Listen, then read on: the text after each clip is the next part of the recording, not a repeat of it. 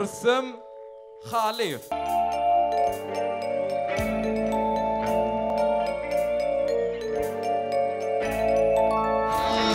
Diyarım, diyarım, yakın diyarım, devletime bulan, Türkmen diyarım.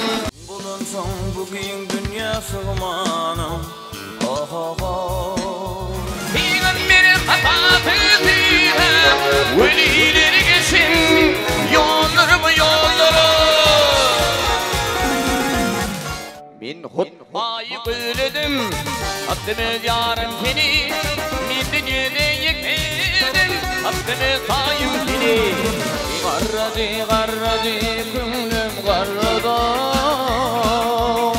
koşu dağda kardanmayar iriydi. Şandivine ağır kerven yürüydü, gelemedim dolanadı dağlara.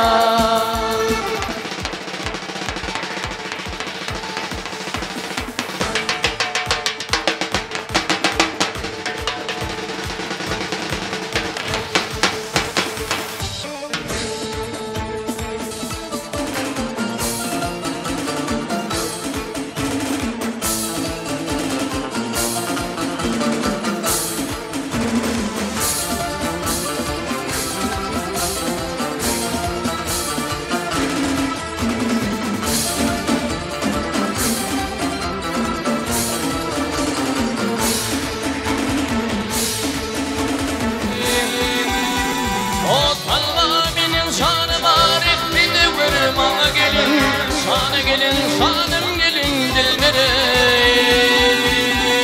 Güler yüzlü Leyla, şirin dilli Aleyla, doğduğun şekilleyla, beni verme hay Leyla.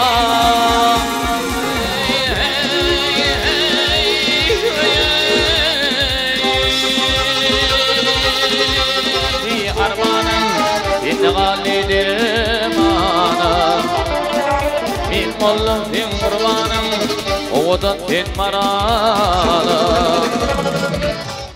Bir şair acayip vatbani yazdı, acayip görkemi bu tüyleri ağzı.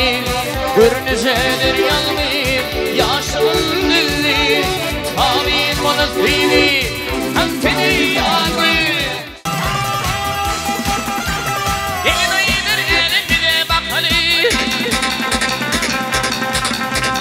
elin ayıdır diyeceğimi yermin, randıva tıplığı gavati yermin.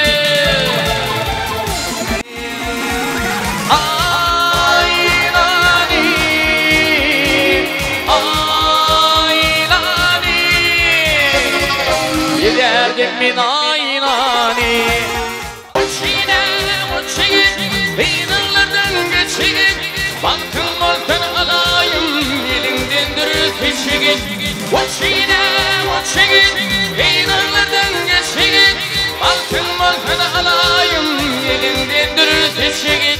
Beyinlerden geçin, beş velayet verişim olur, arkadağa tavziyem, halkın senin ahlakına, rahmet bilin şoğa bir